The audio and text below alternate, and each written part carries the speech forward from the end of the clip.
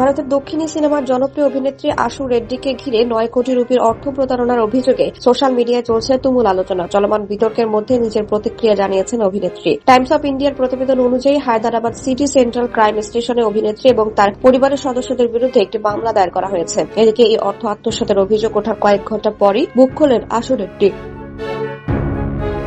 নিজের বিরুদ্ধে ওঠা এই অভিযোগকে ভুয়া তথ্য আখ্যা দিয়ে কড়া প্রতিক্রিয়া জানিয়েছেন তিনি। নিজের ইনস্টাগ্রাম স্টোরিতে দেয়া এক সংক্ষিপ্ত বার্তায় আশু রেড্ডি লেখেন, আমার সম্মতি ছাড়া কোনো ধরনের ভুয়া খবর বা তথ্য ছড়ানো হলে তার বিরুদ্ধে কঠোর আইনি ব্যবস্থা নেওয়া হবে।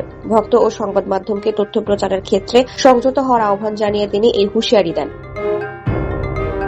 বর্তমানে বিষয়টি নিয়ে সামাজিক মাধ্যমে ব্যাপক আলোচনা সৃষ্টি হয়েছে। পুলিশের তদন্ত চলমান থাকলেও অভিনেত্রী নিজের অবস্থানে অনড় থেকে আইনি লড়াইয়ের ইঙ্গিত দিয়েছেন। দক্ষিণী বিনোদন জগতের পরিচিত মুখ আশু রেড্ডি মূলত তেলেগু সিনেমার মাধ্যমে নিজের ক্যারিয়ার গড়ে তুলেছেন। চাল মোহন রাঙ্গা, ফোকাস, স্পার্ক, লাইফ ইয়েভাম এবং পদ্মাবুহম লো চক্রধারের মতো বেশ কিছু সিনেমায় অভিনয় করে তিনি দর্শক প্রিয়তা পান। তবে তার ক্যারিয়ারের মোড় ঘুরিয়ে দেয় জনপ্রিয় রিয়েলিটি শো বিগ বস তেলেগু। এই শোতে অংশ নেওয়ার পরে তিনি ব্যাপক পরিচিতি লাভ করেন।